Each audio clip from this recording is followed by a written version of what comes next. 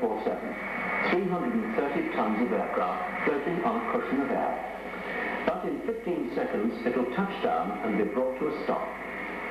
300 million foot-pounds of kinetic energy must be reduced to zero less than a mile after touchdown.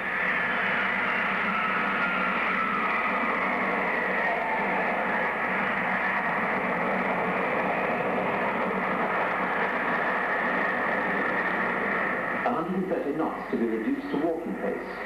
Originally a job for the aircraft's designers, now the task of the pilot, to handle the various controls which together will slow the aircraft.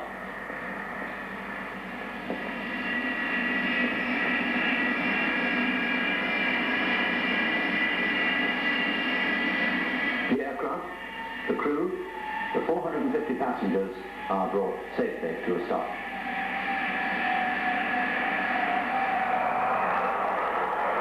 A modern airliner at touchdown bulges with kinetic energy, and there's a variety of ways in which this energy is absorbed to bring the aeroplane to rest. Aerodynamic drag from flaps and slats and spoilers, reverse thrust on jet engines,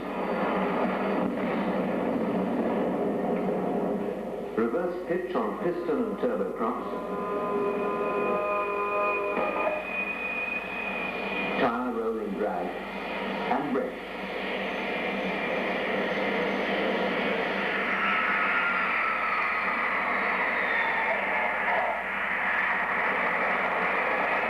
Because modern large-capacity aircraft are so heavy and their landing speeds high, braking in one form or another is necessary if the aircraft is to be controlled on the ground.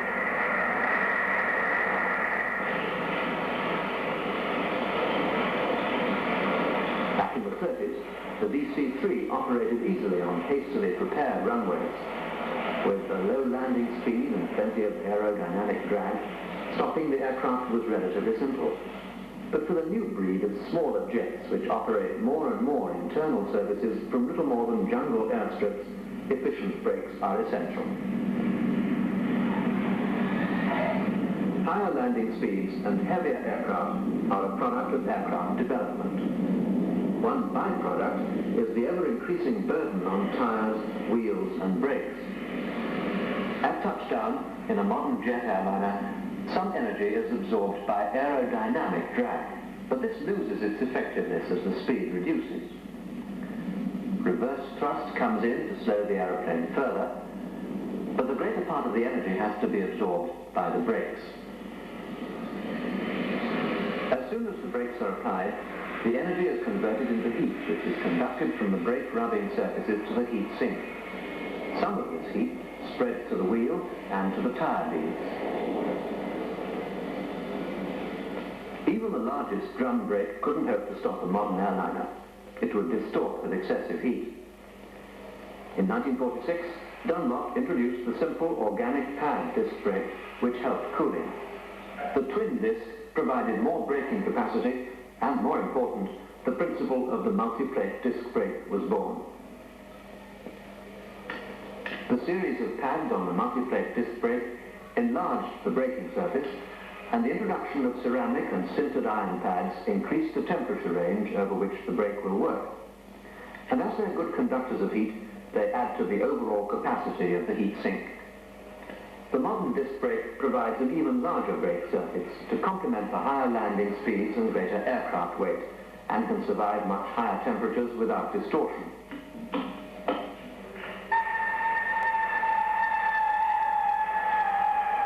The heat problem could be alleviated with larger and heavier brakes. These would absorb energy without getting so hot, giving a longer life at lower costs. But large, heavy brakes reduce the payload, so the problem becomes one of economics, and a compromise is necessary. In the search for a lightweight brake for the supersonic transport, Dunlop developed a structural carbon heat sink which meets all requirements.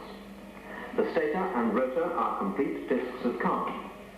As carbon has a high specific heat, the brake can handle the increased capacity required by Concorde's high landing speed. The weight saved, when compared with conventional brakes, is equivalent to 7 extra passengers.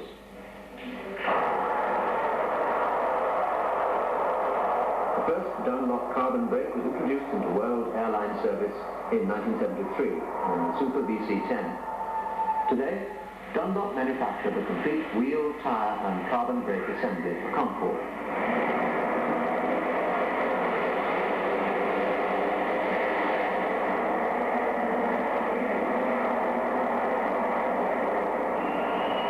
Tyres also play an important role in stopping aircraft and in controlling them on the ground. A modern aircraft tyre is a combination of many years of development. It may support as much as 25 tons. The tread must be capable of clearing surface water from the contact area, and it will heat up through flexing. Even at the correct pressure, with a normal sidewall deflection of 32%, the temperature will rise 10 degrees Celsius per mile. So the tyres of a fully laden aircraft taxiing for 10 to 12 miles may reach their critical temperature without the added problem of brake heat transfer. The problem of heat in the tyre wheel brake assembly is at its most acute in domestic operations, which call for short flights and quick turnarounds. Taxiing from cold, the tyres begin to heat up from tyre rolling resistance. And the brakes, used at taxiway intersections and at the threshold, also begin to heat up.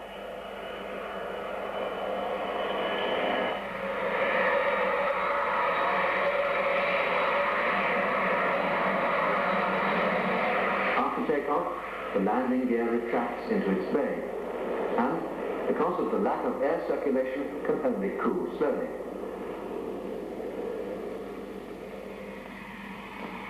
Runways at outlying airfields are likely to be short, so braking tends to be more severe than at airports of international standards.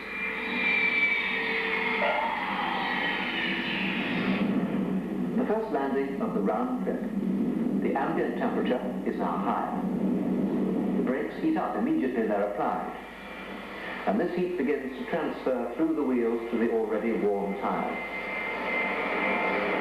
Taxiing into the terminal building and tyre flexing further increases the temperature of the tyres. Some modern aircraft are equipped with brake temperature gauges, and although these can safeguard the brakes, they do not indicate the temperature of the tyres. An aircraft operator will always try to improve profitability by maximum aircraft utilization, so turnaround times are kept to a minimum. Of course, this doesn't help the tyres and brakes to cool down, and within 20 minutes, the aircraft, now replenished with fuel and passengers, may well be taxiing out again.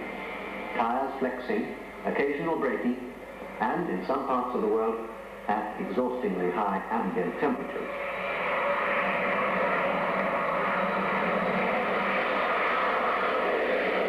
At the time of the second takeoff, the heat from the brakes is still transferring to the tyres. Again, the landing gear retracts into its bay. A short hop across the water, and it's already time for finals. The brakes have had little opportunity to cool on the journey, but when the gear is extended, the brakes can cool 40 or 50 degrees per minute.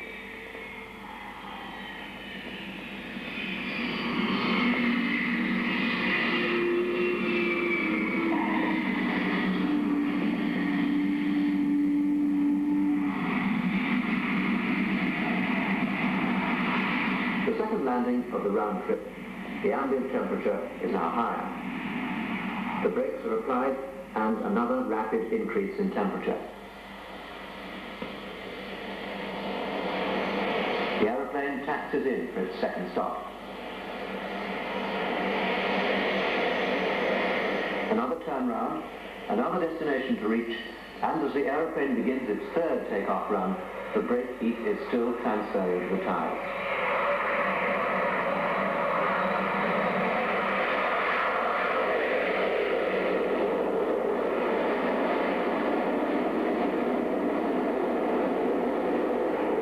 Wheel brake assembly again shut in the landing gear bay, only to emerge for the next landing.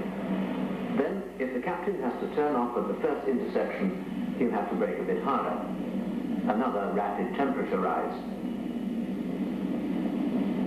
Another change of passengers, and this time a change of crew. A slightly longer turnaround. And although the brakes are very hot, the peak temperature begins to level off. In this type of domestic operation, the build-up of the brake temperature is a real problem. You only have to add the possibility of an abandoned takeoff when emergency braking is applied and the tyres and brakes may well reach their critical temperature.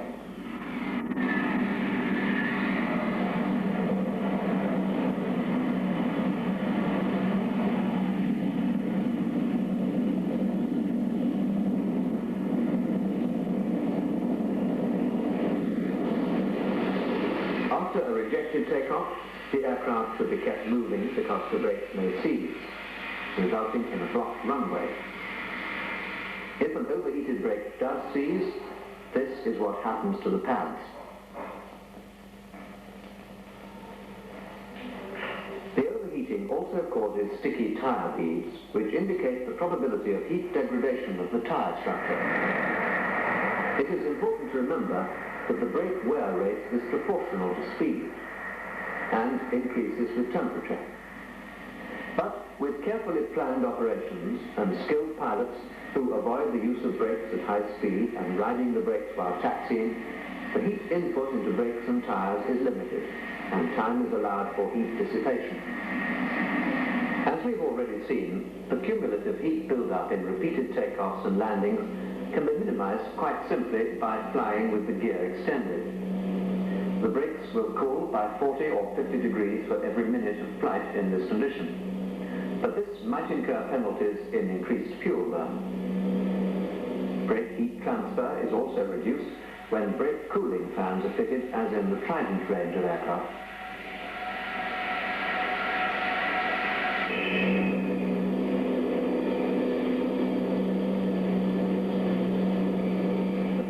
Is a poor heat conductor. It takes a long time to heat up. When it is hot, it takes a long time to cool down. So in the confined space in the wing, where heat transfer from the brake will occur, particularly in the quick turnaround situation, the possibility of a tyre burst cannot be ruled out. So the tyres are protected with fusible plugs in the wheels, which deflate the tyre to avoid a burst. The fusible plug is a tiny yet important development in aircraft safety, and a range is made to activate at different preset temperatures.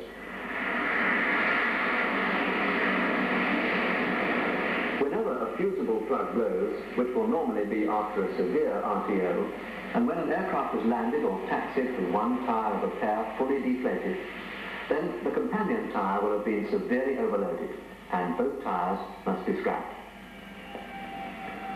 Dunlop is Europe's only manufacturer of aircraft tyres, wheels, brakes and brake control equipment, and consequently can offer the benefit of its wide experience to the aircraft industry. The test facilities are fully equipped for brake, wheel, tyre assemblies. This is the most advanced of the aviation division's dynamometers. It will undertake yaw and camber tests.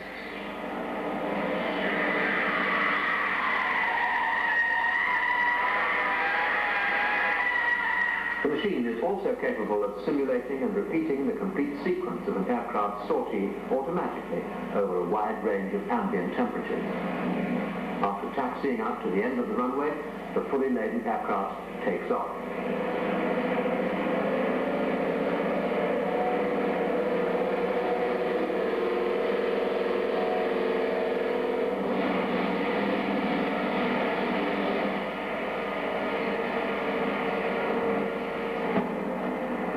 In sequence is the landing.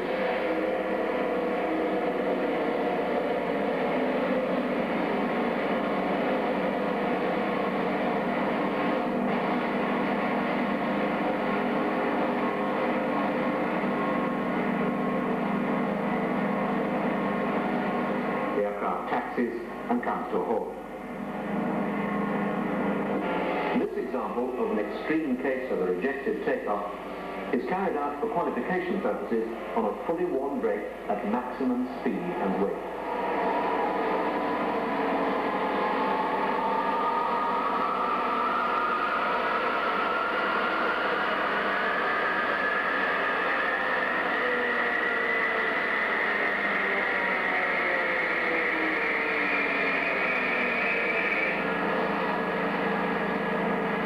However many tests are conducted, there's no substitute for practical maintenance procedures by airline staff in the field.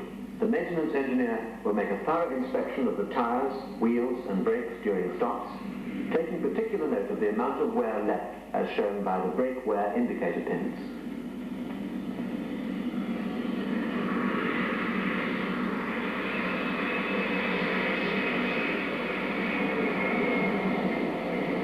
The flight engineer will also inspect the gear during his pre-flight inspection. Correct tyre pressures are vitally important, and they should be checked daily by ground staff when the tyres are cold, and preferably at dawn when the ambient temperature in hot climates is at its lowest. A tyre will never require deflation, but if the pressure is low, a factor which greatly increases tyre fatigue, it must be inflated to the correct pressure.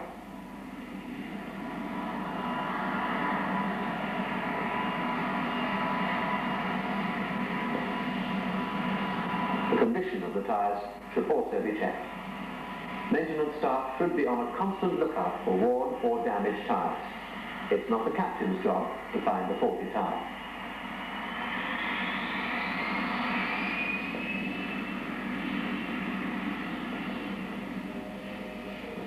These tyres appear to be at the correct pressure, but this one is 20% underinflated, and this one is correct. Now, both tyres are underinflated by 20%, and there is no visual indication. A tyre which is 20% down in pressure could fail on takeoff, and would certainly be fatigued. So, pressures must be measured, and only measured with regularly calibrated gauges.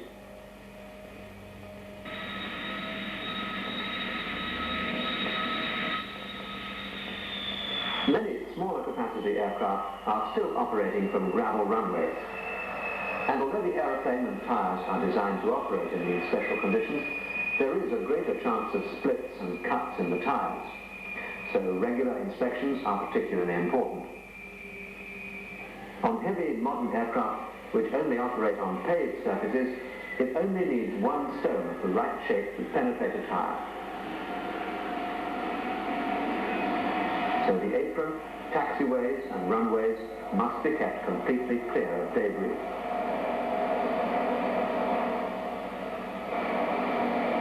Tyres do suffer from a wealth of abuse. This is familiar wear caused by underinflation. A tread strip, a result of deflation caused by penetration by a foreign object, and the subsequent sidewall collapse. Landing with a locked wheel, a dry skid right through the tyre. Another dry skid, less acute, but still a rejected tyre. This is a hot scald or wet skid, often associated with aquaplaning. And runway scuffing caused by fast taxiing and tight turns. And this, an overworn tyre which cannot accept a retread.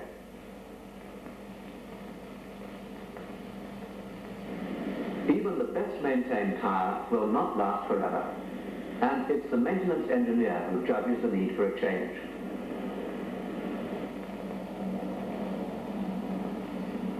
Dunlop service the world's airlines and hold large stocks of aircraft tyres. This is just a part of the large variety of product support and technical services which are provided for the airlines and fighting forces of the world. When a tyre change is necessary, it's a good opportunity to give the brakes a visual check. The replacement of tyres must be carried out with a great deal of care and attention, using the correct equipment to avoid damage to a new tyre before it reaches the aircraft.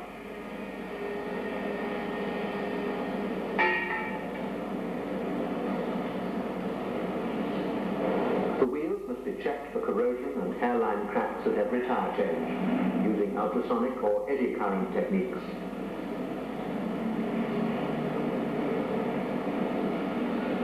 The bearings are also inspected for condition and bluing.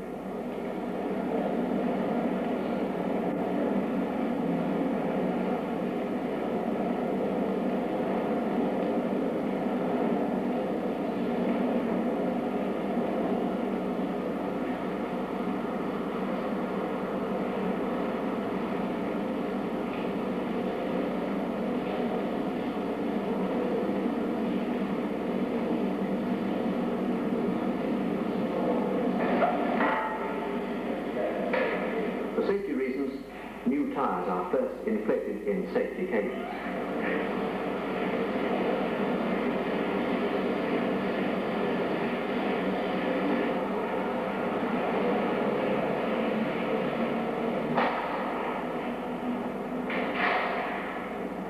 When inflated, the tyres are left to allow any air in the structure to escape from the sidewall vents. After 1 hour, the tyre pressure is checked and the wheel and tyre immersed to reveal possible leaks.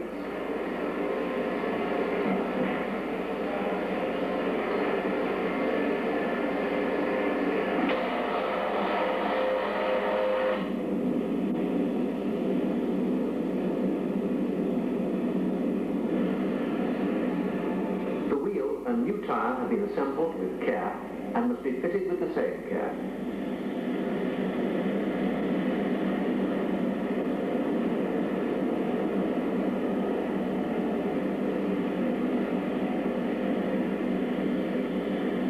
Finally, inflate to the correct pressure for the aircraft, preferably with dry nitrogen, and refit the valve cap.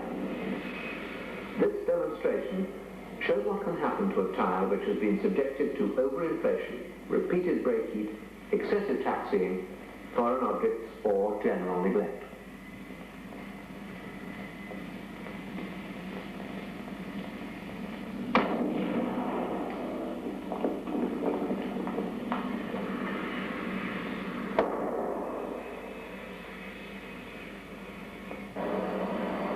To obtain the best results from tyres and brakes, it is important to choose the best procedure for any particular type of operation.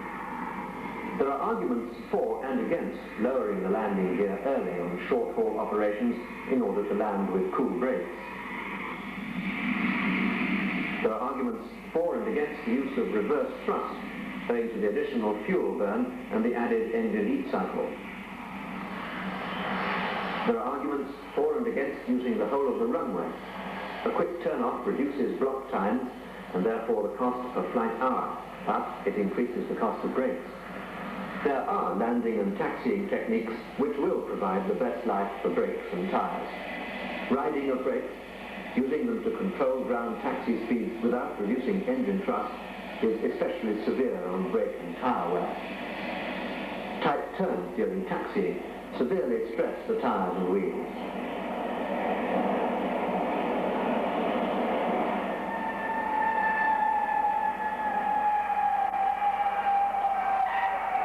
To arrive at the optimum solution, Dunlop will work closely with the aircraft manufacturers to advise the operators on the best techniques for their particular operation.